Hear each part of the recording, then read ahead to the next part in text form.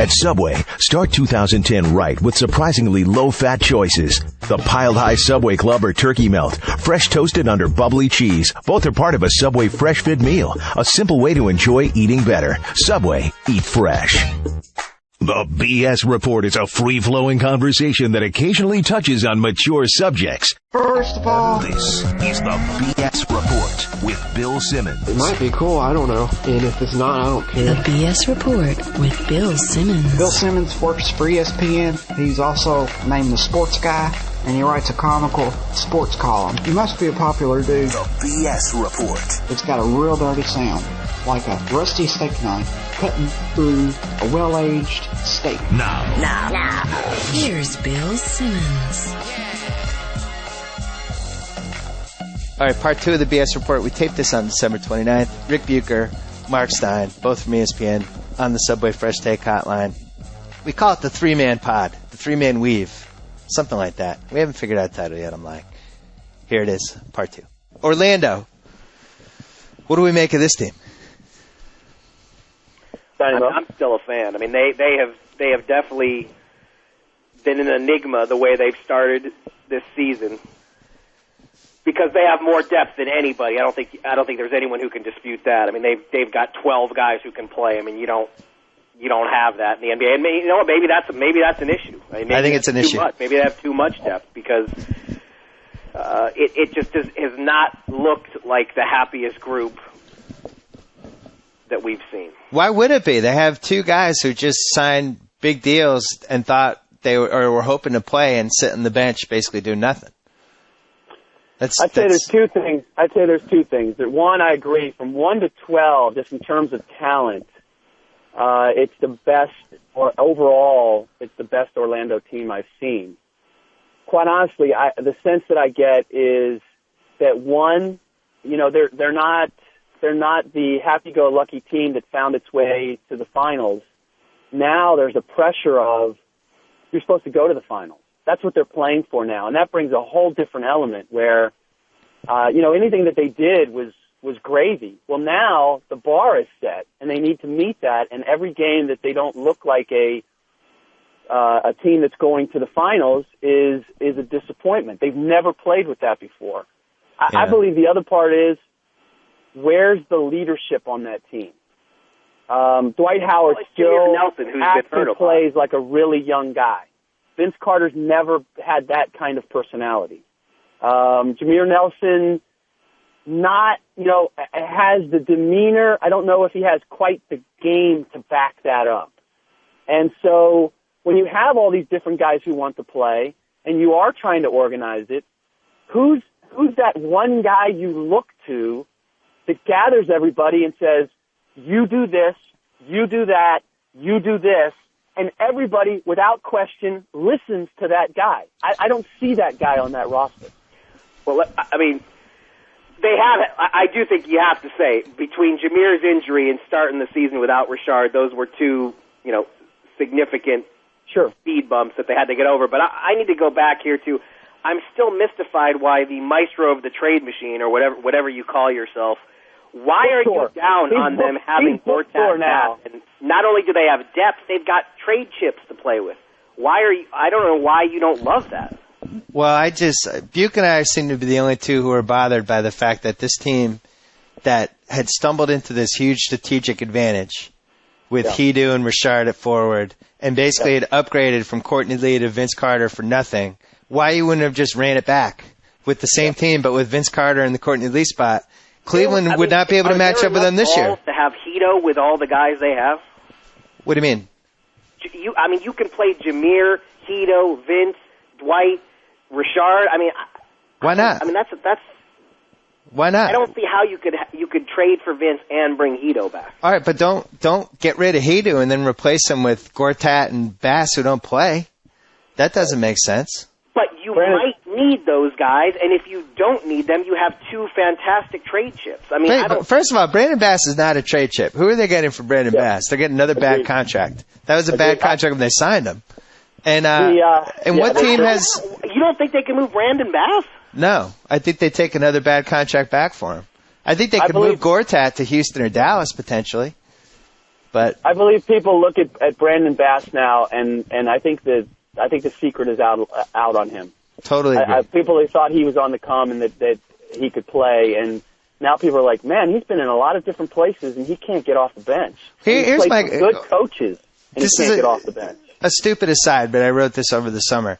These teams that passed on DeJuan Blair because of his knees, and he goes 37th. First of all, he should have been the first pick of the second round, because even if he only plays 2 years for you, you still have this guy at $500,000 a year. Why wouldn't you do that over spending $18 million on Brandon Bass? That doesn't make sense.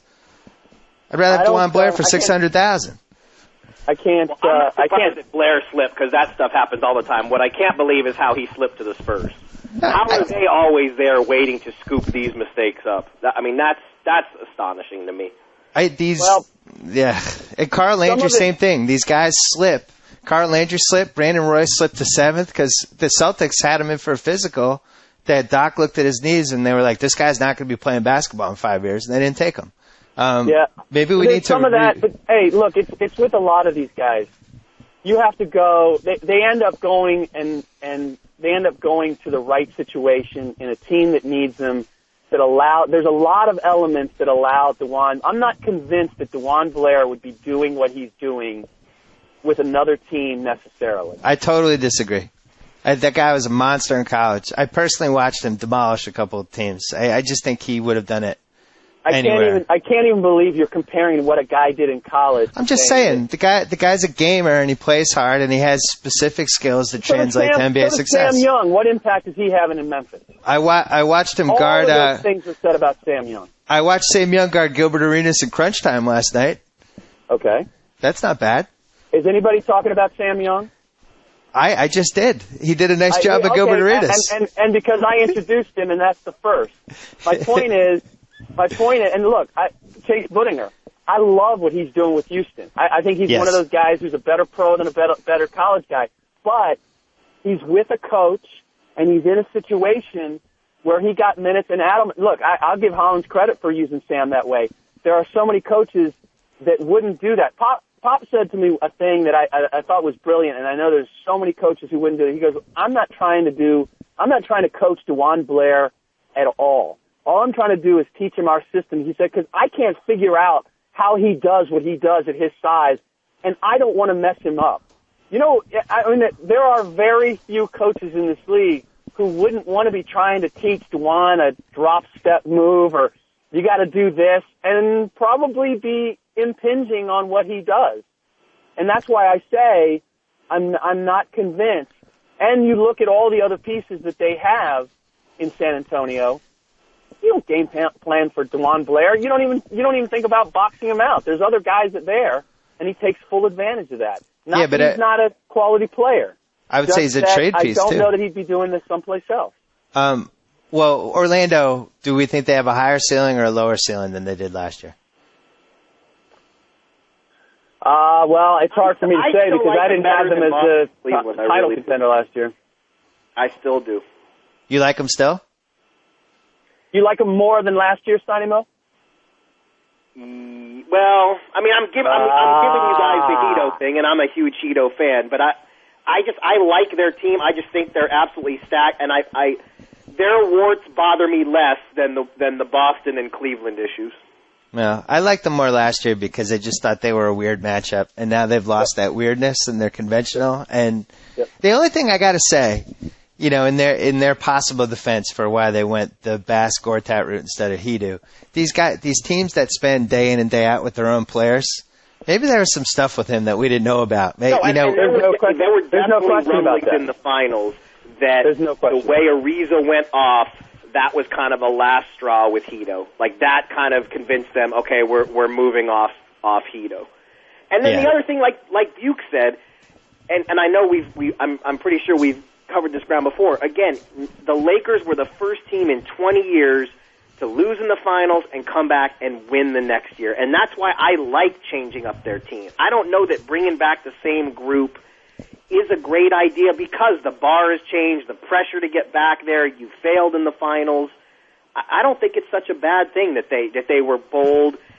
And if your owner's willing to spend that money to grab extra guys like Gortat and Bass in case you need them, I mean, what GM is going to say no if your owner says, yeah, I'm willing to spend that money to make sure we get Brandon Bass as our 11th guy? You're going to take.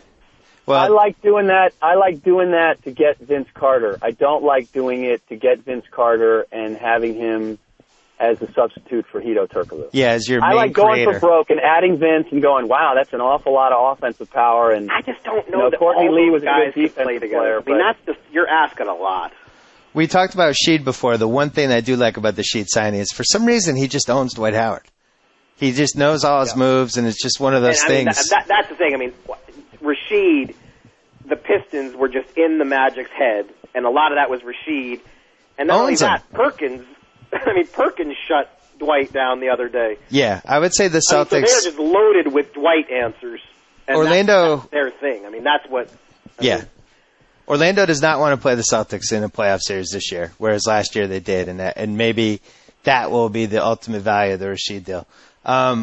We brought up Memphis. By the way, I'm going to have to be turning this over in a minute or two. All right. For Steiny Mo to finish up with you. You're leaving? Quick. I got TV to do too, my friend. Oh, you got to go. All right. Quick Memphis thing. Most shocking story of the season? No, Sacramento Kings. Not more than Sacramento, but they're up there. So you'd rank Sacramento 1, Memphis 2. And I'd have to throw Houston in there too. But those are the three for sure. I mean, Memphis is not as much a shock as Zach Randolph is a shock. Yes.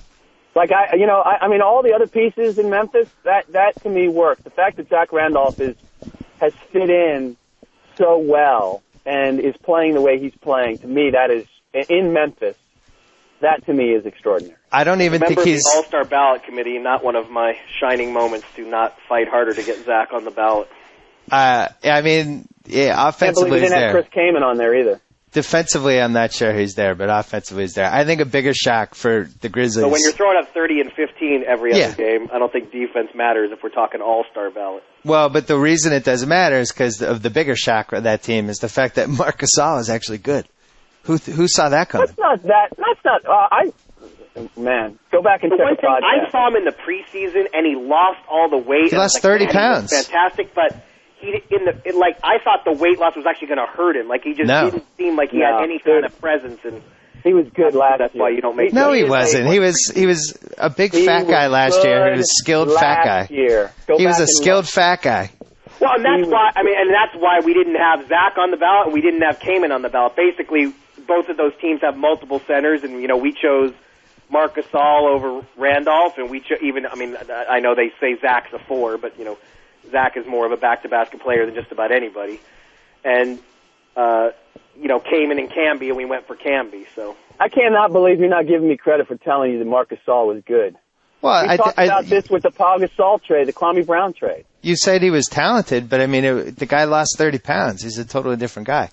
Will you throw some water on people like myself who love watching Tariq Evans? I know you have some sort of counter take on him, Buke. No, I believe yours was correct in that he's not a point guard. He's a LeBron James small forward. He's a guy who can make plays. Even he says so. Yeah. He needs a point guard next to him. What about? I mean, this is the water that you throw on the whole Kings, and I hate to do that because they're such a good story, and it's good to see is that they're playing free and loose. They have absolutely no pressure on them, no matter who they play against, and they're great at home, and they can't get it done on the road. Now after it'll be next season that we'll find out what Tariq Evans is made of, because they'll come into next season with expectations, and he's got to go to the next level. And figuring out how to be a small forward and directing a team to win games night in and night out, that's a big step. And I'm not going to say that he can't do it, but nothing this season is going to tell us that he can't. But to be doing 25-5 with that jumper is astounding. Ugh. I mean, his ability to get to the rim is amazing. When he was in Dallas, I mean, he was so big next to Kidd. Yeah. I mean, Kidd made a living off being, just about the biggest guard there was. I mean, he is just massive. I mean, he was huge compared to Kidd. Well, I wrote in my trade thing, I wrote about how obviously they're going to have to move Martin because you can't play those two at the same time. And the Kings fans, a couple of them were like, well, wait a second. Do we know that for sure? How do we know Tariq can't be like an unconventional point guard and all that stuff? So I guess the thinking would be he would play like Brandon Roy is used by the Pistons, where he's the shooting guard who also runs the offense. I just don't see that in Evans' game. I can't imagine him doing that. What do you guys think? Bigger problem for me is take a look at it only because it's so early and he's already exceeded expectations to this degree. I mean, who's to say he can't add something of a floor game? I mean, I agree that it's usually an instinct thing and you either have it or you don't, and that's always been one of my main knocks going back to our pal Devin Harris, that, he just doesn't have it and you're not going to get it. But, I mean, Evans is so young. I mean, do you really want to rule it out? Because, I mean, I think if you looked at those overtime games that they just lost, it wouldn't have been so bad to have Kevin Martin out there for them to have somebody to go to at the end who actually knew how to finish a play. I mean, they looked lost out there. Well, did you see how the Lakers were defending him? They weren't just daring him to go left. They basically like built a whole road for him to go left. No, go left. Really, we're and he just couldn't do it. And he didn't really know what to do or how to handle it. So, yeah, maybe they're better off waiting. I mean, but the question is, if you hold on to Kevin Martin for too long, does he lose trade value if it becomes apparent that they can't play together? So. Yeah, but also you could say if you hold on to Kevin Martin, his contract just got 1 year shorter, and that makes him even more valuable as a trade asset. Yeah, but the flip side is that they've got to start paying for some of those other younger players coming up. And can you afford to pay and keep those guys when you have Kevin Martin at the number you have him? To me, the bigger issue is Kevin Martin is not a defensive player at all. And if you're going to have Tariq there and you're playing a Beno Udrih, you have to, that third guy has to be able to defend. And I don't see that you get with this team, I don't see that you get enough value out of Kevin Martin's scoring ability with those other pieces that warrants his $10, $11 million a year. And so, sure, you take a look, but my sense is you take a look, and this is the difficult part for Martin is, they're rolling without him. Yeah. He's used to having the ball a lot. He's now got to find a way to fit in and not screw it up. And that's tough. You want to blend in. And defensively, I just don't think defensively those two can be your guards. Like, you'd have to play Evans at small forward and do it that way, because Kevin Martin can't even guard shooting guards. He's not going to guard point guards. All I care about is Omri Caspi's coming to Dallas. Well, last question before Butte goes off. Steiny Mo, we're keeping you on. Has Omri Caspi vaulted above Dirk and Nash for you, Steiny Mo? He's pausing, ladies and gentlemen. Wow! We didn't freeze the podcast. He's got to stop and think about that. I mean, this is you're like bringing in factors now that go beyond just basketball. Bookstore. Can you believe it? I feel like I've just witnessed history or something. I mean, you'd even have to put him above, like, if a Cal State Fullerton guy became good. Oh my goodness! Right? What would the hierarchy be? Team Israel, Cal State Fullerton, and then Dirk Nash. My people have been waiting a long time for this moment. And actually, he's the perfect kind of guy too, because he really embraces it. Like, he loves it. Thing. You talked about, Buke said how this team feels no pressure. This guy played for Maccabi Tel Aviv, where they are legitimately expected to go undefeated. I gotta go. All right, Buke, hang up. Well, thanks for being on, and we'll do this again sooner than later. Yeah, a year from now. Okay. Talk to you. All right, keep going, Steiny Mo. Just that, how Buke was saying that the Kings have no pressure on them. This guy played for Maccabi Tel Aviv, where they are expected to go undefeated. Every game they lose is a national crisis. Playing for the Sacramento Kings, who are rebuilding, I mean, that's just not going to faze him. I mean, I think that's one of the reasons why he's been able to pull this off. But, I mean, let's be honest. I mean, he's talk about exceeding expectations, the way he shot the ball. I mean, nobody saw this coming. Well, the guy, the Kings saw it coming because they really wanted him, right? Well, they loved getting him, and I don't think there was any question that, to pick him in the 20s was a more than reasonable pick, but that they could play him extended minutes and expect him to, shoot in the 40s on threes. I mean, they didn't expect that. Not right off the bat. Well, I hate workouts, and I think they're stupid and the whole thing, but by all accounts, this guy was like killing people in workouts, right? Wasn't he? Like he was banging people around and stuff. His ferocity, he's a great energy guy, and that's what everybody liked about him coming in. But he's proven to be far more skilled than we were led to believe. I mean, the word in Israel was this guy can't pass, he can't shoot. I mean, he can pass. His shot is improving. So I mean, when you have an energy guy who can do that stuff, I love him. I mean, between him and Jerebko, whatever that guy is, Jerebko, those are two of the most fun rookies that have come in the league in a while. Just for random. Whoever drafted Jerebko, I'm not a fantasy guy, but if you snag Jerebko in a late round flyer, you're a pretty happy kid right now. Is it Jerebko or Jerebko? I always get it wrong. I thought it was Jerebko. But I think you're right. I have to admit that my Swedish pronunciation is not the best. So I love that guy. I went to a Portland-Detroit game, and he shut down Brandon Roy for a quarter and a half completely. Like, Brandon Roy did nothing, and then as soon as he came out of the game, Brandon Roy started doing stuff. But I thought that was a very nice pick. And Caspi, I mean, this second round, at basically from 20 on, I guess from Ty Lawson on, the draft turned out to be a lot deeper than I think we were prepared for. How about your Grizzlies, though? Why didn't they take Tyreek? You would have, because scores, but just they felt like it was repetitive with OJ Mayo. I mean, that has to be it. I also think that was a Heisley pick. I talked to him at Summer League, and he basically made it sound like he wanted Iverson.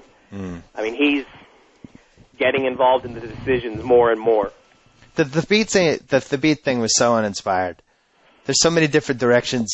Well, if you're going to sign Iverson because you want to sell tickets, just draft the guy who played at Memphis. Right. Or draft Ricky Rubio and hope you can get him.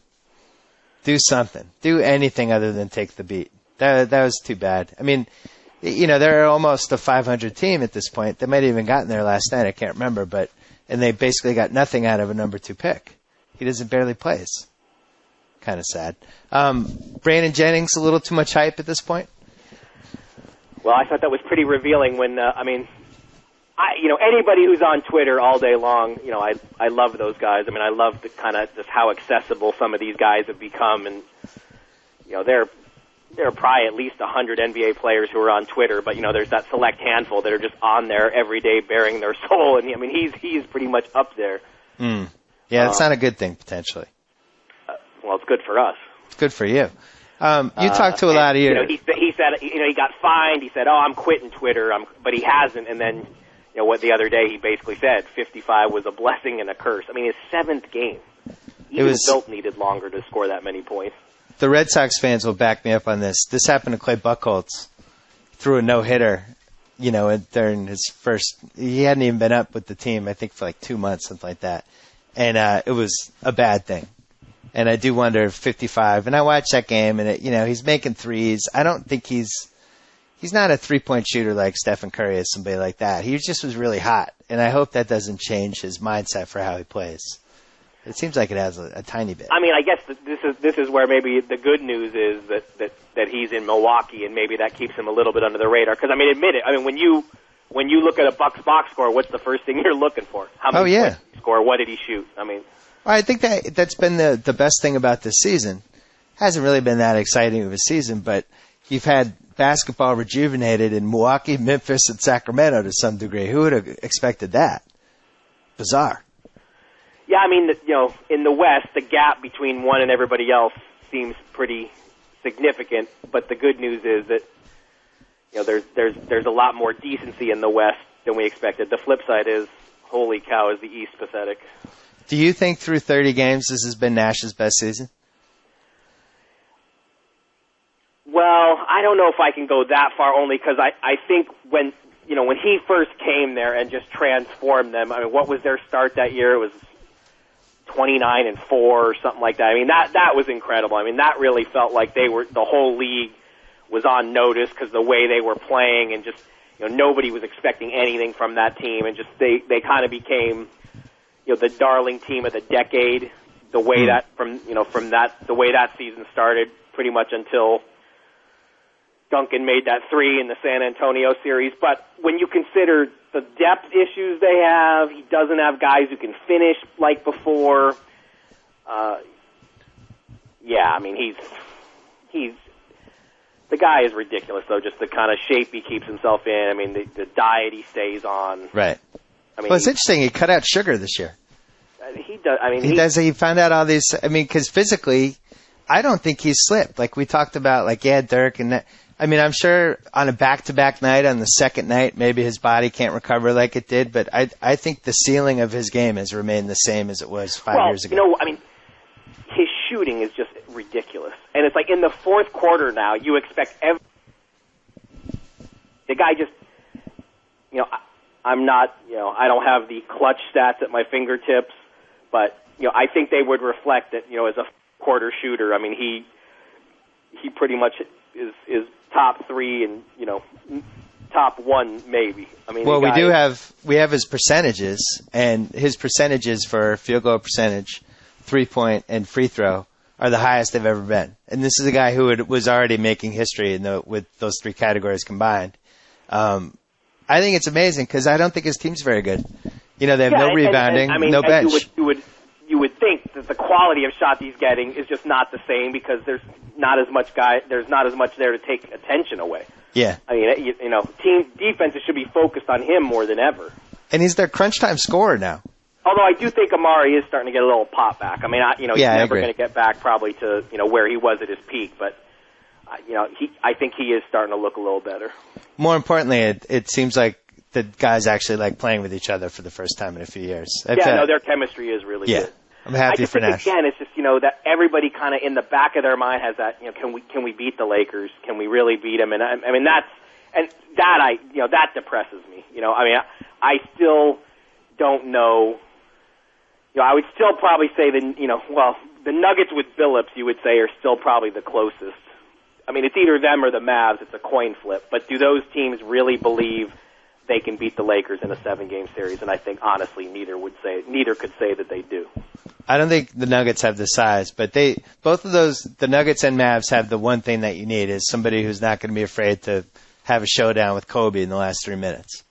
You know, and then it all starts there because you're going to have to win 2 close games in a series. Orlando couldn't do it last year in the finals, but if a team beats the Lakers before the finals, it'll be a team where Dirk makes 2 game-winning shots, you know, something like that. Well, let's also say, I mean, even if you hated the Artest-Ariza swap for the Lakers, even if you thought that was a stupid move, what you do have to say is, you know, Artest is probably going to guard Melo as well as anybody does. Yes. So, I mean, that has to demoralize Denver even a little bit more, knowing that, you know, their big weapon, the Lakers, you know, probably have as good an answer for it as anybody.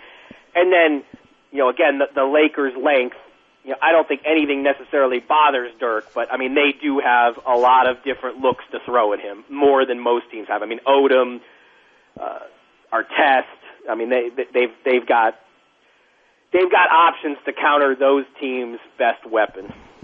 Biggest name to get traded before the deadline?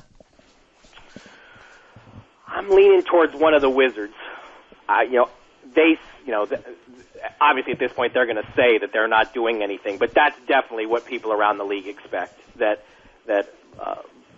Butler or Jamison is going to go. I don't think Boozer moves now. I mean, Utah making that luxury tax deal last week, their luxury tax bill went down from, you know, $12 million to under $5 million. I mean, that's still a lot of luxury tax for them to pay, but it's probably something they can live with for a year because, you know, their luxury tax bill will probably not be as high as that again. So right. Can they live with paying $5 million in tax for 1 year? Probably get to the summer and then figure out what to do with Boozer.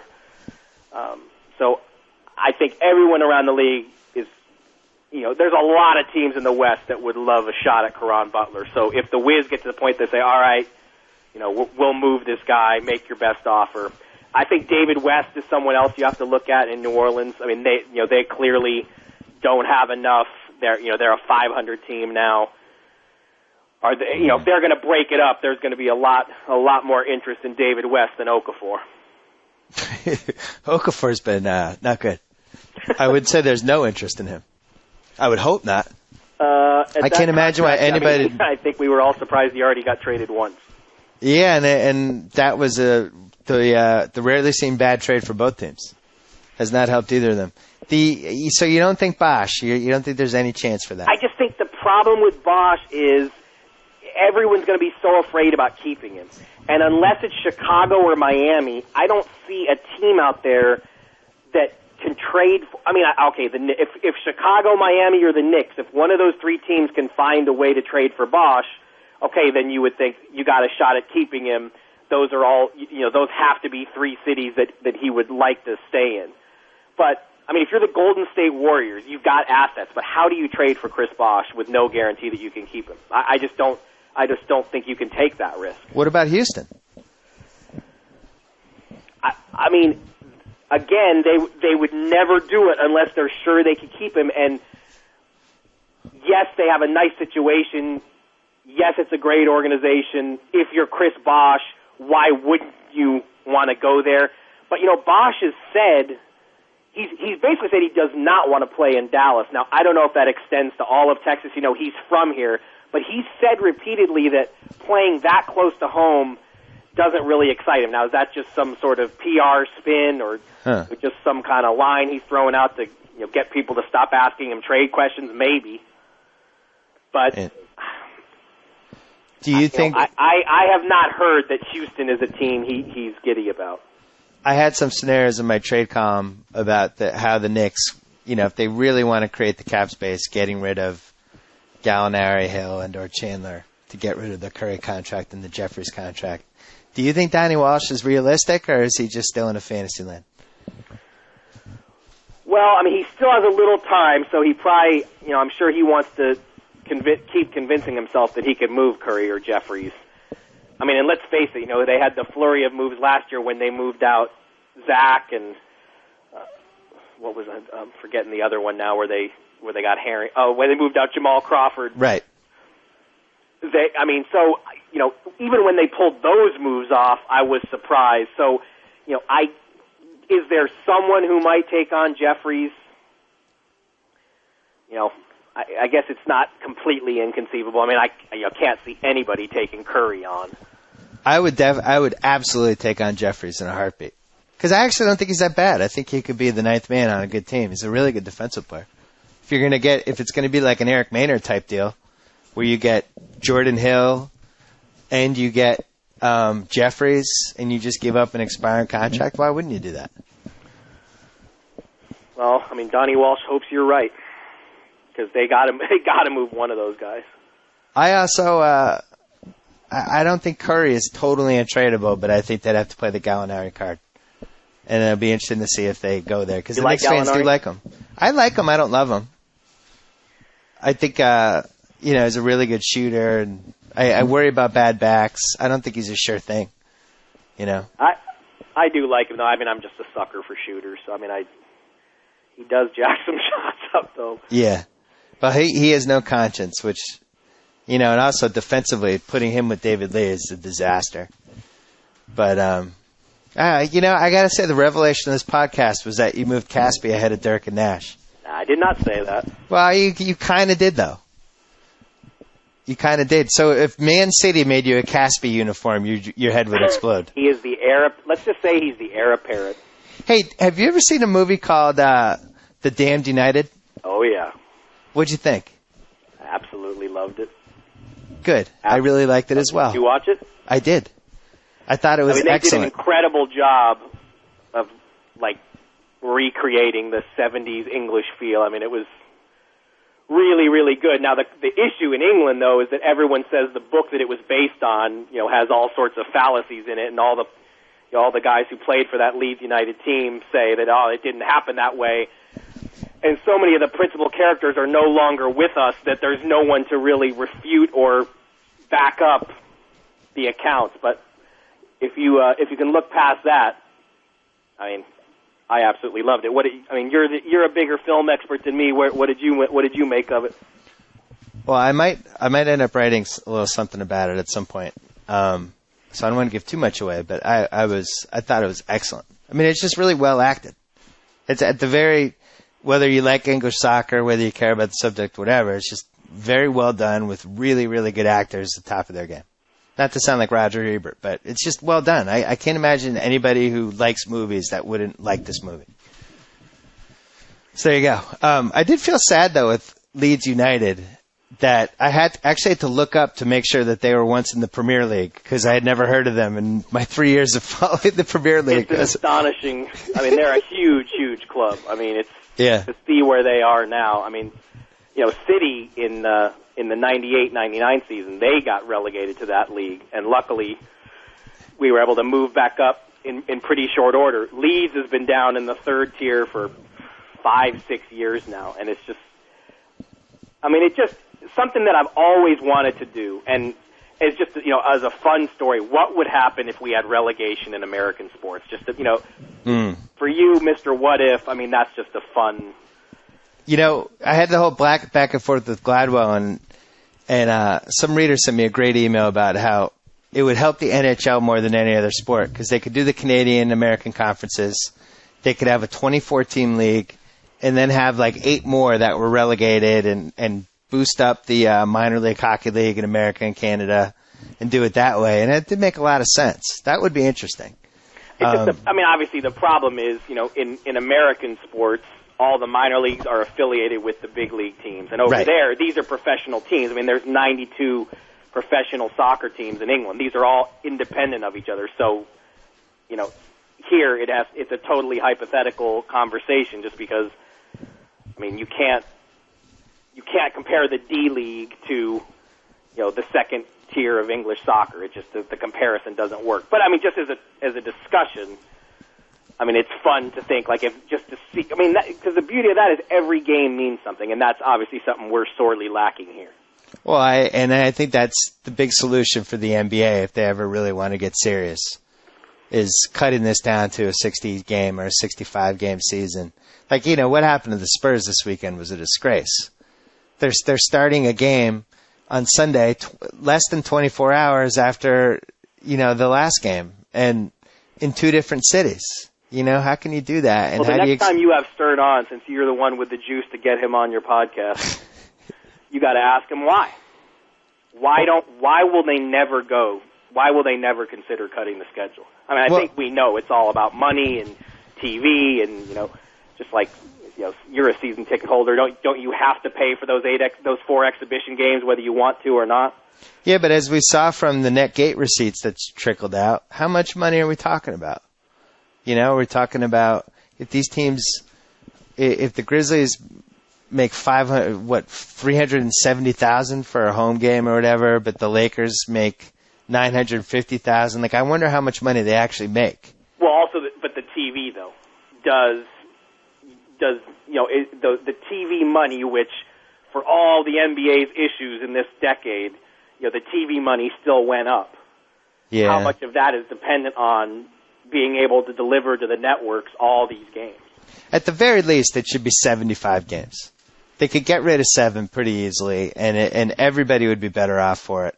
And the quality of play would go up a little bit, and I think these guys would be a little more rested. You'd see a better playoffs. And that's something, Stern, for this guy who has all this juice, it sometimes doesn't seem like he uses it in benevolent ways. To me, that's a benevolent thing. It's how can we make life easier for our players and extend their careers? Let's cut down the schedule by 7 games. But, it doesn't seem like a big priority. My wish list is a lot simpler. All I want is an all-star game in England. Let's extend the all-star break by 1 day on each side. All the players who aren't in the all-star game will be thrilled that they got a longer break. All the players who are in it will be pumped to go to Europe. To me, that seems like simple logic, and that, everybody says that has no chance. So, you mean taking a week off basically for All-Star? So you go make it a 5-day break. Well, why not make it like an 8-day break? How great would that be to go to London for the All-Star game? The players would be into it. I just think it would rejuvenate All-Star weekend. Maybe we'd have an All-Star game in Israel. Let's do it. Caspi's homecoming. You have a Caspi jersey, don't you? I will be trying not to cheer in Dallas when my man is dominating the rookie game. Do you have a Caspi jersey? Be honest, yes or no? I do not. Why isn't this a bigger deal? I should probably add the word yet, but I do not. But shouldn't this guy kind of be a bigger deal? I mean, this is Israel's first good NBA player ever. SI just did a piece on him. I mean, I think he's getting some pretty fair pub. All right. Guy should be a hero. He is over there. I mean, they're watching his games this morning. I mean, they love the NBA over there. I mean, that's why it was, it's been so disappointing for everyone that they've had a handful of guys drafted and nobody's been able to make it. I mean, I remember I was a Clipper beat writer my first year covering the Clippers. They drafted Brent Barry. This had to be the summer of '95. Yeah. I go to Israel for vacation and start talking hoops with some people, and they were like, "Oh yeah, Brent Barry, the Barry brother who can play." And I just couldn't believe that they knew about Brent Barry over there. Wow. I mean, they love their hoops. The thing I really liked about that Sports Illustrated article was that they attacked it from a way that could potentially almost, because we're so freaking politically correct now, just that, the Jewish people are excited that there's a Jewish NBA player. It's okay. It's okay to be excited about this, that this guy came from Israel and now he's in the NBA. And they did it in a way that, kind of had fun with it a little bit, I thought, And for whatever reason in 2009, it's almost like you have to tiptoe around that stuff. Well, why do I have to tiptoe around it? Every Jewish friend I have is excited. Journalism, though, has one of the ways it's changed for the better. I don't know if that's the right terminology, but we always joke about Dirk and Nash and, my man crushes or whatever. But I mean, we were so schooled to never admit those kind of things and just keep it all under wraps and, you never admit your biases. And I do feel like there is, even in the era of political correctness, there's a little bit more freedom, with the internet to, admit these are, I love these guys or whatever. Right. All right. That makes sense. I'm excited for it. I think, I think that team in general, which it seemed like they were just going to move, and now I don't know what happens. It almost seems like maybe they have enough momentum now to stay. If you want to talk about teams that might be active at the deadline, I mean, I know everyone in Sacramento is quietly getting revved up here because the Maloofs sold their beer distributorship. They got rid of the WNBA team, and apparently now their financial situation's a lot better. So the feeling is whereas last year they were just giving away any contract they could, that now they might be back in the market for making a basketball trade. And, you look at that Simmons-Miller trade now. Not a bad trade. Simmons has been awful for the Bulls. You could argue that he might be having the worst season of any player that is conceivably decent or better. He's just been awful. Especially when you think about how well he played when he got there. Right. Nobody saw that coming. And then now it's just doubly disappointing. Yeah, and if they're in a position where maybe they want to clear cap space and go for the Bosh-LeBron combo, that contract hurts them and it's probably untradeable. Brad Miller is an expiring contract, but he's taken a deep, deep fall off the cliff from where he was in the playoffs. If they have enough for one max guy, they're going to be lucky. Yeah, well, they'd have to trade Kirk Heinrich. And they could move him. I think there's still a market for him. He's got one of those contracts that recedes. It actually drops, I think, maybe? Or am I thinking of Nocioni? He plays the right position. Yeah. Well, that's somebody that, if they just want to clear cap space, Kirk Heinrich is exactly what the Celtics need. A combo guard who can play defense and, we could give them expiring contracts and Big Baby or whatever, or just expiring contracts and money and 2 number ones if they just wanted to dump the guy. If they really thought that, I'm not willing to rule Chicago out with the LeBron Bosh combo because you got, they have the same agent, right? Bosh and Wade have the same agent. Bosh and Wade have the same agent. Bosh and Wade's agent is tied with World Wide Wes, correct? LeBron is also tied with World Wide Wes, as is Derrick Rose, and World Wide Wes based in Chicago. Isn't everybody tied to World Wide Wes? Well, but I think people underestimate World Wide Wes in general and the hold that he has over some of these guys. And if World Wide Wes I think he's going to have more of a say in where these guys go and if they go as a package and things like that. And so if you're the Celtics, the more I think about this, yeah, they might be able to win it all with the team they have now. But I don't know if I would go for that one over-the-top piece because they've got to start thinking about the long term here too, with all the age on that team. So I mean, do you really want to bring in Heinrich? Are you sure you want to go forward with him and Rondo? If Heinrich as your third guard, then you're hoping Ray Allen signs for the huge discount next year. Rondo and Ray Allen basically switch contracts next year. You think he's going to take that big of a cut? Well, I'm saying, so Rondo and Ray Allen make like $18 million combined this year. So next year, Rondo's going to be making like 10 or 11, and you get Ray Allen to sign the Sean Marion deal for 3 for 21, something like that. And then you have enough room. I think hired a free throw coach. If they had Kirk Heinrich, I think he would help them immeasurably. Because now Tony Allen doesn't play anymore. Now Rondo is a backup. You don't have to play him 42, 43 minutes a game. You have a three-point shooter. You have a guy who could guard somebody like what Monta Ellis did to the Celtics last night. Just, we had nobody to guard him. We had to put Tony Allen on him, and then now we're playing 4 and 5 offensively. So, I don't know. It's going to be interesting. How about Monta Ellis? When he has it going, he has it going. He'll also have the 9-turnover game occasionally. How about my boy Nelly's play last night to Radmanovich throwing the Hail Mary into the backcourt? Have you ever seen... Goodness sakes, did they get away with one? Nobody, well, first of all, nobody's still listening. But also nobody probably saw last night. The Celtics did something I've never seen before in 36 years of watching basketball. They guarded the half-court inbounds pass with 4 seconds left, down 2. They guarded it with Perkins and Kevin Garnett. And they basically just swarmed, and the Warriors were so flustered they had to call a timeout. And then the second time they ran really a high-risk half-court lob under their own basket that Monta Ellis chased down like a wide receiver. And ended up getting fouled. But why? I mean, don't you feel like teams should start doing the double guy and the inbounds pass thing? Yeah, especially the way those guys were jumping, and I mean, Radmanovich though was so casual. He just flung it up. I mean, that play was classic Nelly that he would try something like that. But I mean, Ellis did make it look easy, but I mean that was crazy. I mean, first of all, it could have just gone out of bounds, and then the Celtics get the ball under their own basket to try to tie the game. But then also, like, he almost traveled, like he almost broke his ankle trying to stop. There was a lot of funny things going on. All right, we got to wrap it up. Do we miss anything? One last thing you want to talk about? No, I can't wait to listen. How long did you and Butte go before I hopped on? I can't wait to go back and hear all that. Probably like 20 minutes. Was he good? Yeah, he was. His cell phone cut out, though. Well, we'll come back in a few weeks. That's why I was late. I would never do this without being on a landline. I'm respectful. I know. You respect the podcast listeners. All right, we'll have you on in a couple weeks. Thanks for being in the Subway Fresh Take Hotline. Marc Stein, as always, a pleasure.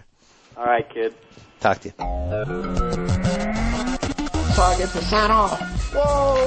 Thank you for downloading the BS Report with Bill Simmons. Too much fun. Check out more podcasts at the iTunes Music Store or at Podcenter at ESPNradio.com. Peace out. You laughed, you cried, you turned up the sound repeatedly, and now it's all over. This concludes another installment of the BS Report. And with all the talk about sports, Bill Simmons neglected to mention this important just breaking news. Subway is home to the famous $5 footlong, so celebrate your favorite Subway famous $5 footlong, like the classic BLT or the Big Bowl Black Forest ham and cheese. All stacked your way with the meats, cheeses, and fresh crisp veggies you love.